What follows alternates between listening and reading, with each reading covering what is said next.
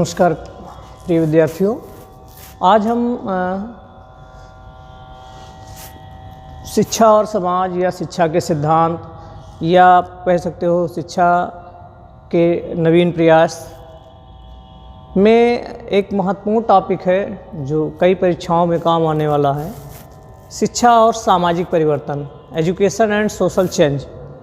किस तरह से दोनों एक दूसरे से जुड़े हुए हैं, किस तरह से दोनों एक दूसरे को प्रभावित करते हैं, क्या विशेषताएं हैं दोनों की, इस पर हम चर्चा करने जा रहे हैं। प्रत्येक समाज की अपनी एक संरचना होती है, एक व्यवहार होता है, प्रतिमान होता है और कार्यों को संपादित करने की एक विधियां होती हैं और इनमें सदैव परिवर्तन होता रहता है। जैसे हमको पता है कि परिवर्तन प्रकृति का शाश्वत नियम है।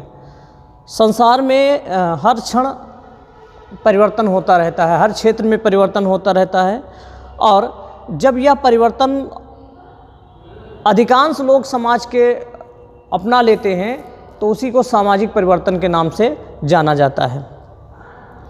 किसी समाज में यह धीमी गति से चलती है परिवर्तन की प्रक्रिया, किसी समाज में सामान्य गति से होती है और किसी समाज में तीव्र गति से होती है यह परिवर्तन, और इसी को सामाजिक परिवर्तन कहते हैं।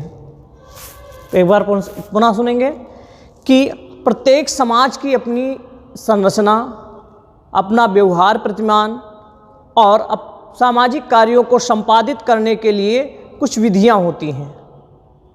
मतलब आप कह सकते हो कि समाज की संपूर्ण पद्धतियां,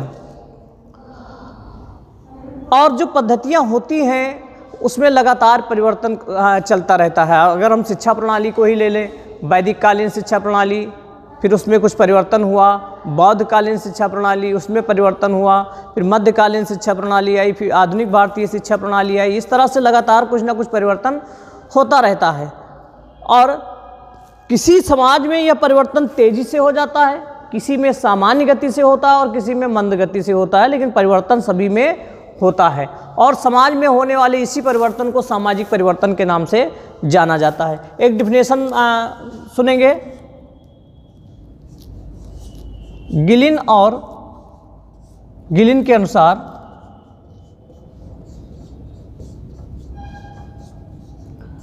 गिलिन के अनुसार सामाजिक परिवर्तन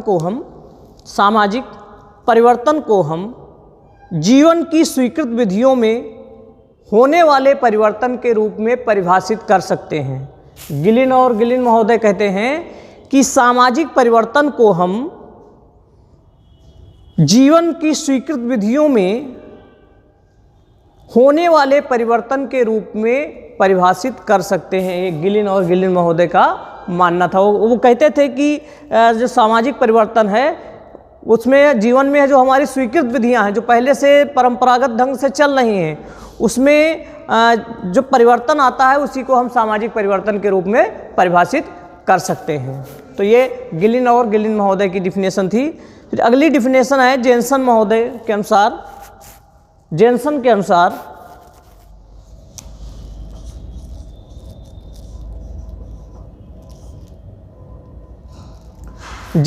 अनुसार जेनसन महोदय कहते हैं कि सामाजिक परिवर्तन को व्यक्तियों की क्रियाओं और विचारों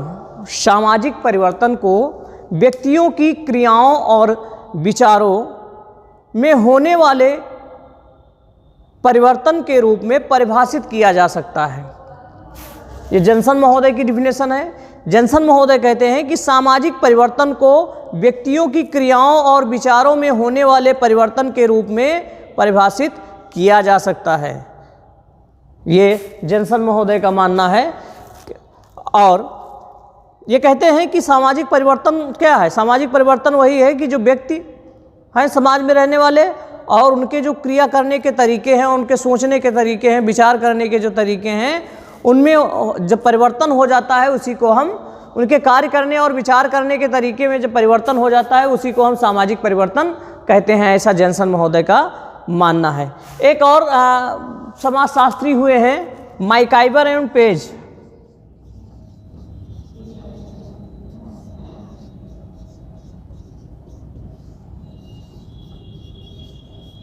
मैकाइवर एवं पेज के अनुसार, मैकाइवर एवं पेज के अनुसार वो कहते हैं कि सामाजिक संबंधों में होने वाले परिवर्तन को ही सामाजिक परिवर्तन कहेंगे। जैसे मैकाइवर एंड पेज समाज को सामाजिक संबंधों का जाल कहते हैं। समाज क्या है? सामाजिक संबंधों का जाल है, उन्होंने कहा था। और सामाजिक संबंधों को ही आगे रखकर वो कहते हैं, उन्हीं की डिफिनेशन है मैकाइवर एंड पेज के अनुसार, सामाजिक संबंधों में होने वाले परिवर्तन को ही सामाजिक परिवर्तन कहते हैं। तो मैकाइवर एवं पेज क्या कहते हैं कि जो सामाजिक संबंधों में परिवर्तन हो रहा है उसी को सामाजिक परिवर्तन कहा जा सकता है। सामाजिक संबंधों में होने वाले परिवर्तन को ही सामाजिक परिवर्तन कहा जाता है या कहा जा सकेगा। ये मैकाइवर एवं पेज का है। एक डिफिनेशन और हम चर्चा कर रहे हैं डॉसन और गेटिस के अनुसार।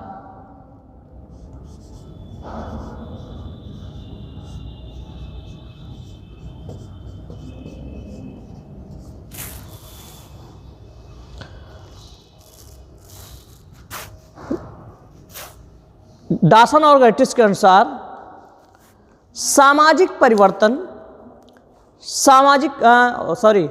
डॉसन और गेटिस के अनुसार सांस्कृतिक परिवर्तन सामाजिक परिवर्तन है, क्योंकि समस्त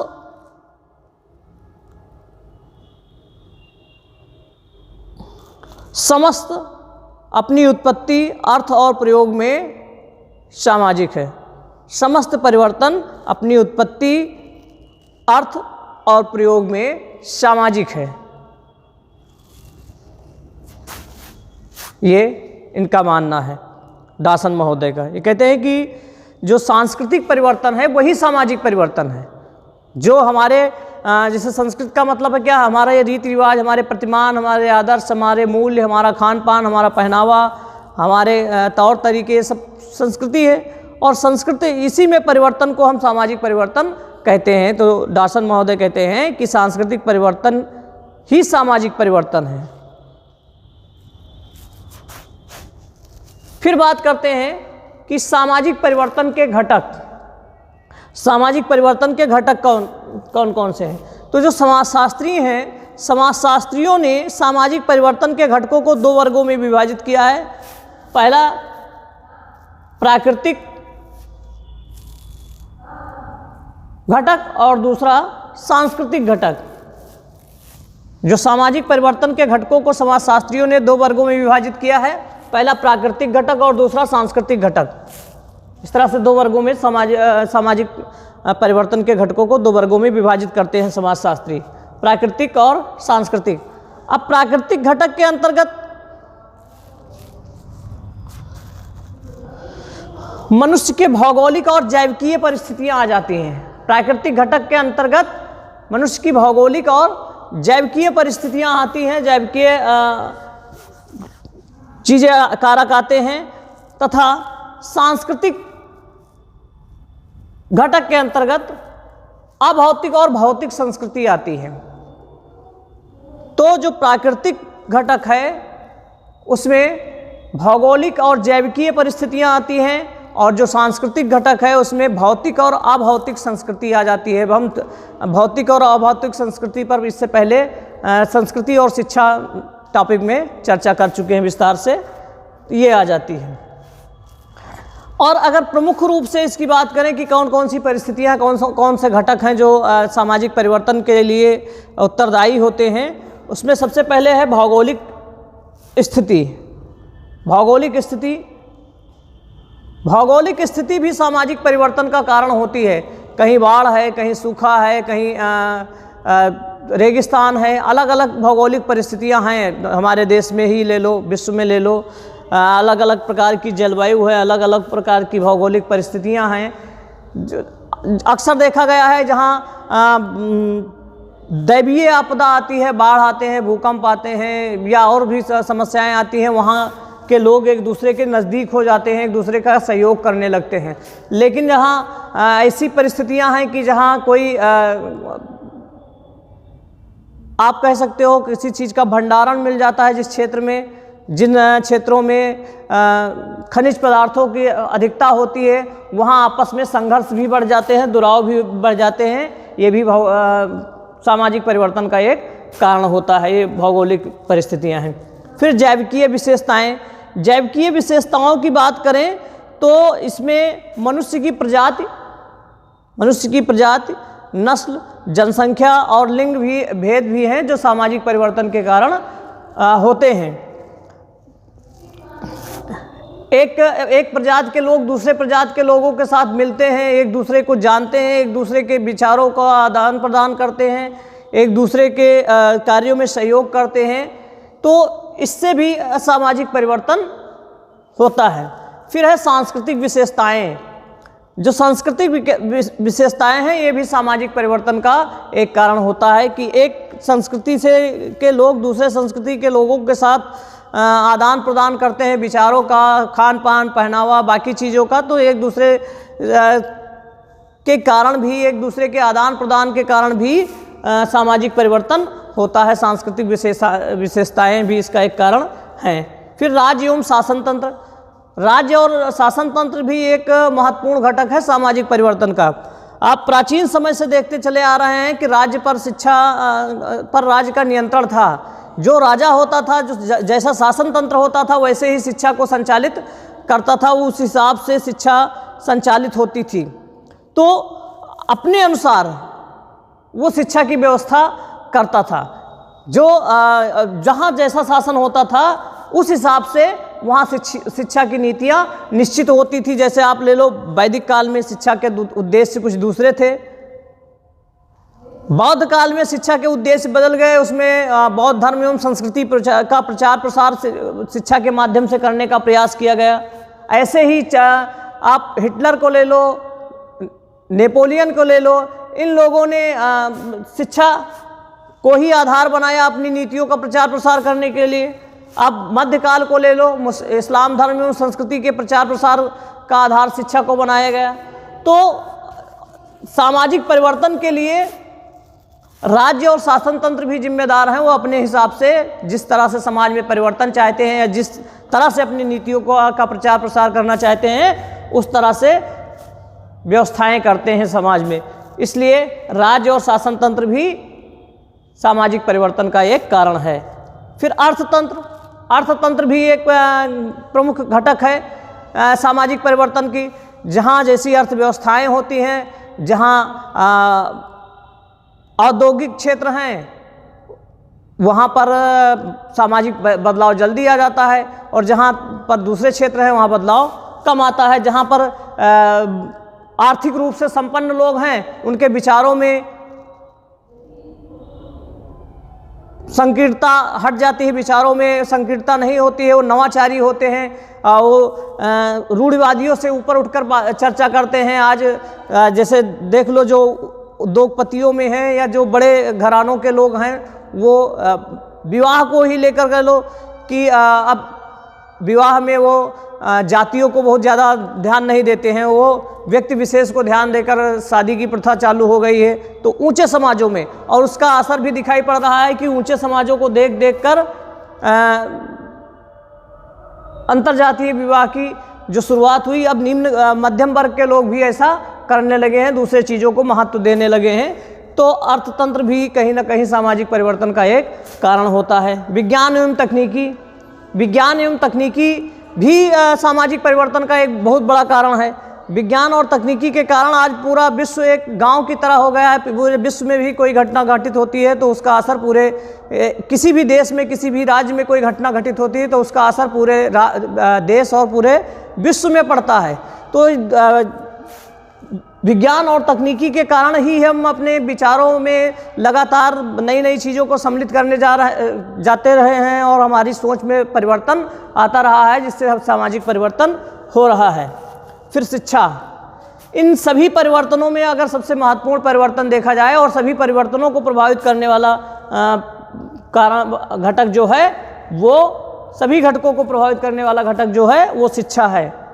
शिक्षा किसी भी समाज में सामाजिक परिवर्तन का एक प्रमुख अस्त्र है, प्रमुख कारण है। लोग शिक्षित होते हैं, अपने अधिकारों कर्तव्यों को जानते हैं, देश विदेश को जानते हैं, नीतियों को समझते हैं, जिससे धीरे धीरे करके सामाजिक परिवर्तन आ जाता है। तो ये सामाजिक परिवर्तन के कुछ महत्वपूर्ण घटक हैं।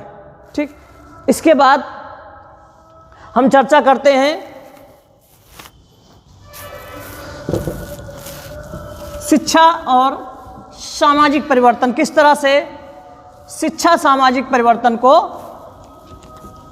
प्रभावित करती है, किस तरह से शिक्षा सामाजिक परिवर्तन को प्रभावित करती है। शिक्षा और सामाजिक परिवर्तन का बहुत गहरा संबंध है, दोनों एक दूसरे को प्रभावित करते हैं। कोई समाज अपनी आवश्यकताओं आकांक्षाओं की पूर्ति शिक्षा द्वारा करता है। कोई समाज अपनी आवश्यकताओं और आकांक्षाओं की पूर्ति शिक्षा द्वारा करता है। सामाजिक दृष्टि से शिक्षा के समस्त कार्यों को दो वर्गों में विभाजित किया जा सकता है। सामाजिक दृष्टि से शिक्षा के समस्त कार्यों को दो वर्गों में विभाजित किया जा सकता है। पहला सामाजिक नियंत्रण और दूसरा सामाजिक परिवर्तन। पहला सामाजिक नियंत्रण और दूसरा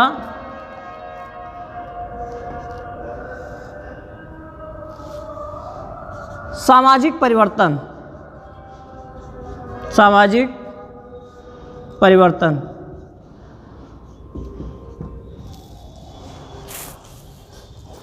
तो सामाजिक दृष्टि से शिक्षा के समस्त कार्यों को दो वर्गों में विभाजित किया जा सकता है। सामाजिक नियंत्रण पहला वर्ग और दूसरा सामाजिक परिवर्तन। सामाजिक नियंत्रण जो है, सामाजिक नियंत्रण का अर्थ है समाज की संरचना, उसके व्यवहार प्रतिमानों और कार्य संबंधी नियंत्रण। सामाजिक नियंत्रण का अर्थ है समाज की संरचना, उसके व्यवहार प्रतिमानों और कार्य संबंधी कार्य विधियों। सामाजिक नियंत्रण पर हम चर्चा कर रहे हैं। तो सामाजिक नियंत्रण का अर्थ है समाज की संरचना, उसके व्यवहार प्रतिमानों और कार्य विधियों की सुरक्षा,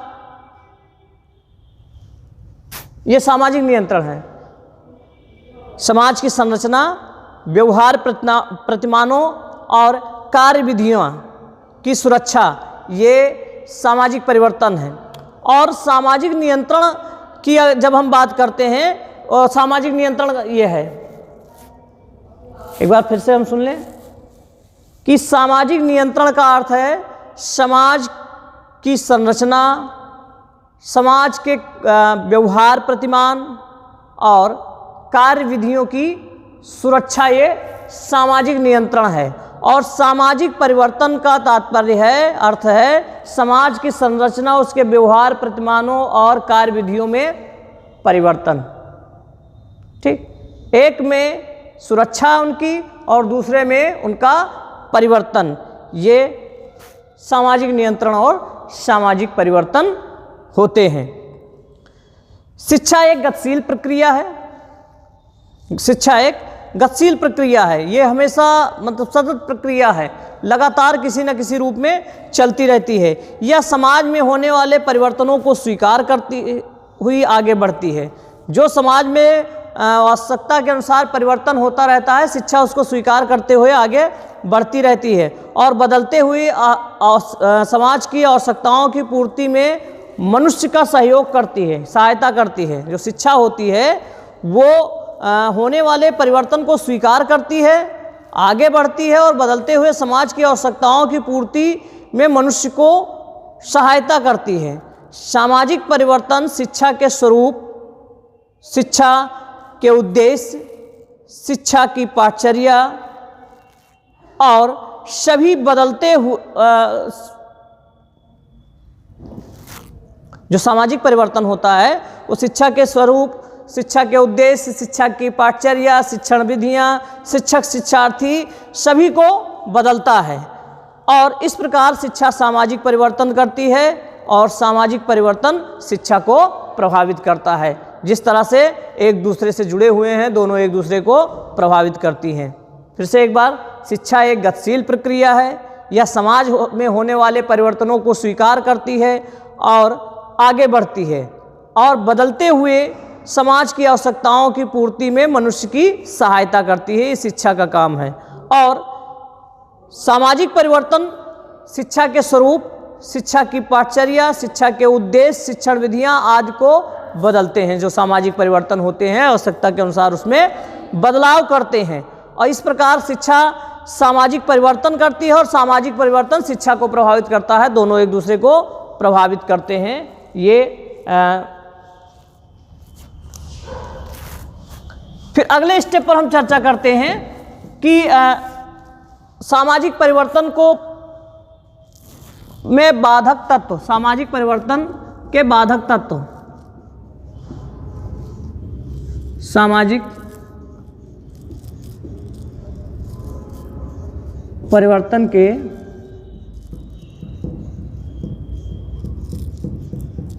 बाधक तत्व।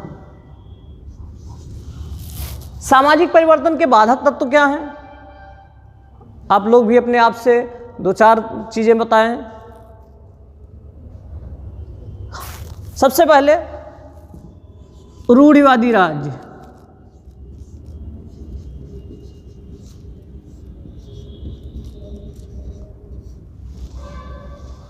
रूढ़िवादी राज्य ऐसे राज्य प्राचीन समय से ही जो हम पहले प्राचीन समय के भारत को ले लें, भारत छोटे छोटे राज्यों में विभाजित था।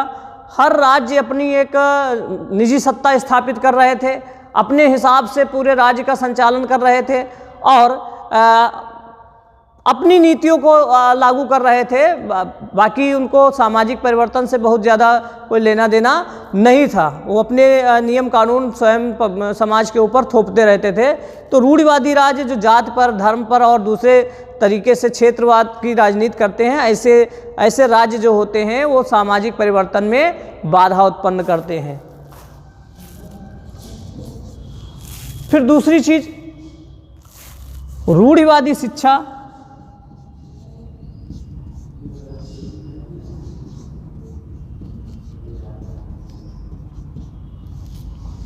दूसरी बाधा है रूढ़िवादी शिक्षा। रूढ़िवादी शिक्षा का मतलब होता है कि शिक्षा का सही अर्थ क्या है? शिक्षा द्वारा मनुष्य का सर्वांगीण विकास करना। लेकिन रूढ़िवादी शिक्षा उसे कह सकते हो जो किसी निजी स्वार्थ के लिए संचालित की जा रही हो, जैसे बौद्धकालीन शिक्षा बौद्ध धर्म एवं प्रचार प्रसार के लिए, मध्यकालीन शिक्षा इस्लाम धर्म एवं संस्कृति के प्रचार प्रसार के लिए। तो इस तरह नेपोलियन के और हिटलर की जो व्यवस्थाएं थी, जो सोच थी, वो अपनी सोचों को थोपने के लिए शिक्षा का सहारा ले रहे थे। तो ऐसी शिक्षा जो होती है वो सामाजिक परिवर्तन में बाधा उत्पन्न करती है। अभी आप देखो मकतब मदरसों में बहुत जगहों पर देखा गया है कि अभी भी विज्ञान तकनीकी शिक्षा से दूर हैं, वही परंपरागत रटने की प्रथा पर ज़्यादा जोर दिया जा रहा है। बालक के रुचि, आवश्यकता और क्षमता को ध्यान में नहीं दिया जा। बहुत सारे ऐसे शिक्षा के केंद्र हैं। तो ये रूढ़िवादी शिक्षा कही जा सकती है जो सर्वांगीण विकास करने को न लेकर किसी निजी स्वार्थ के या किसी व्यक्तिगत विकास को ध्यान में ज़्यादा रखती है। ये रूढ़िवादी शिक्षा होती है। इसके साथ साथ संस्कृति,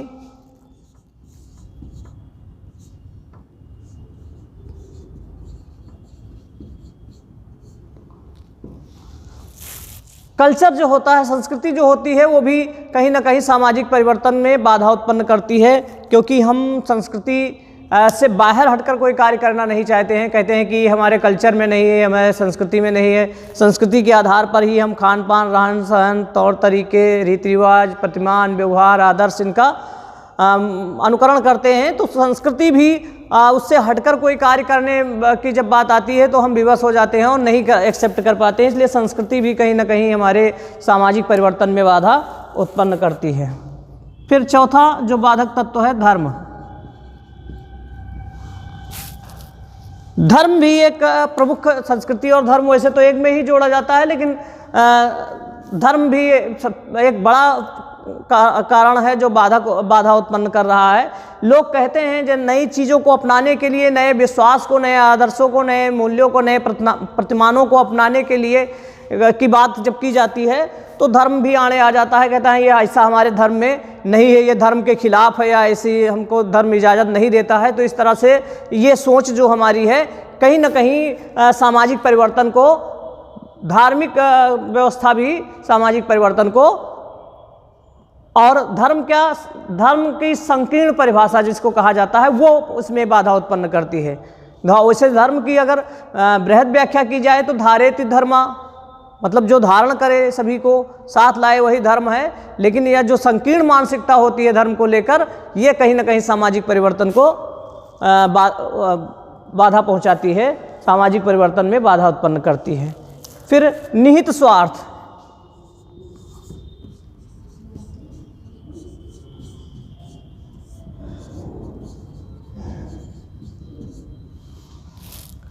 कहीं ना कहीं निहित स्वार्थ भी सामाजिक परिवर्तन में बाधा उत्पन्न कर देते हैं। जैसे परंपरागत जो चीज़ें चली आ रही हैं उससे हटकर जो स्वार्थ होते हैं वो बाधा उत्पन्न करते हैं सामाजिक परिवर्तन में। जैसे शुरुआत में अगर हम बात करें तो जब भारतीय स्वतंत्रता के बाद हमारा संविधान लागू होता है, लोकतांत्रिक प्रक्रिया देश में शुरू होती है, तो शुरुआत में ऐसे कई क्षेत्र हुए जहाँ लोग ये नहीं चाहते थे उस क्षेत्र के कि हमारे क्षेत्र में आधुनिक विकास हो, तकनीकी और इन सब चीज़ों का बहुत ज़्यादा असर दिखाई पड़े, क्योंकि वो चाहते थे कि जैसे दबे कुचले लोग रह रहे हैं ऐसे ही परंपरागत ढंग से वो रहते रहें।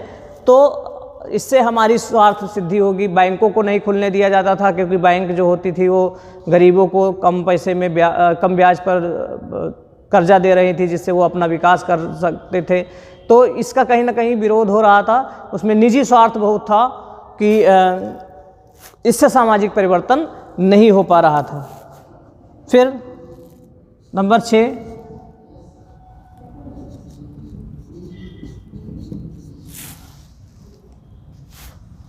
उचित शिक्षा का अभाव।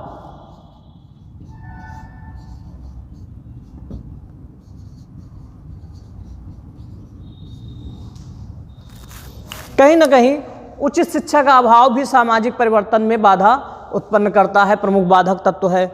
आज हम जब 1200 से 1700 का जो समय था जिसमें हमारे देश की साक्षरता 6 से 8% लगभग थी, और 1700 से अगर 1948 तक भी बात की जाए, अंग्रेज़ों के जाने के समय तक हमारी साक्षरता लगभग 18% थी। इतनी कम साक्षरता थी।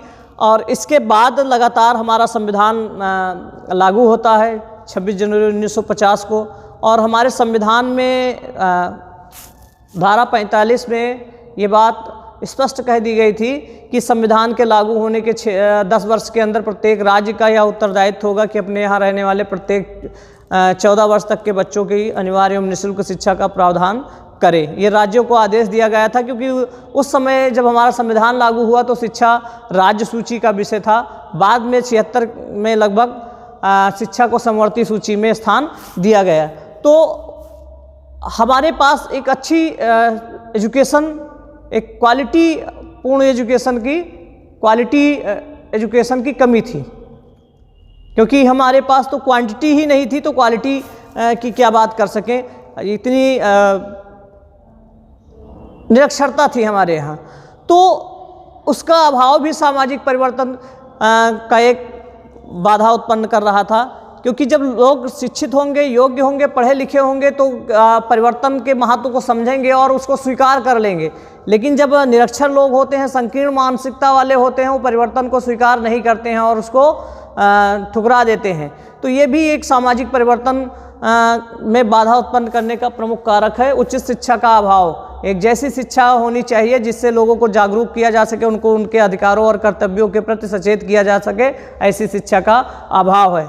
आज हम 2011 की जनगणना के अनुसार अभी भी हम 74% लगभग साक्षर हैं। 74% का मतलब होता है कि अगर हम अपने आप को 100 करोड़ मान लें तो भी लगभग 100 करोड़ मानने के बाद 26 करोड़ कई देशों की इतनी पॉपुलेशन नहीं होगी जितने हमारे यहाँ अभी भी निरक्षर लोग हैं। तो शिक्षा, जहाँ पर लोग साक्षर हैं, जागरूक हैं, वहाँ पर सामाजिक परिवर्तन तेज़ी से हो जाता है। जहाँ पर लोग साक्षर नहीं है, जागरूक नहीं है, वहाँ पर उचित शिक्षा का अभाव है, वहाँ पर सामाजिक परिवर्तन देरी से होता है, सामाजिक परिवर्तन में बाधा उत्पन्न होती है। तो ये एक संक्षिप्त सा परिचय हमारे इस टॉपिक का था, शिक्षा और सामाजिक परिवर्तन। किस तरह से शिक्षा सामाजिक परिवर्तन को बदलती है, किस तरह शिक्षा के द्वारा लोग सामाजिक परिवर्तन कर रहे हैं। धन्यवाद।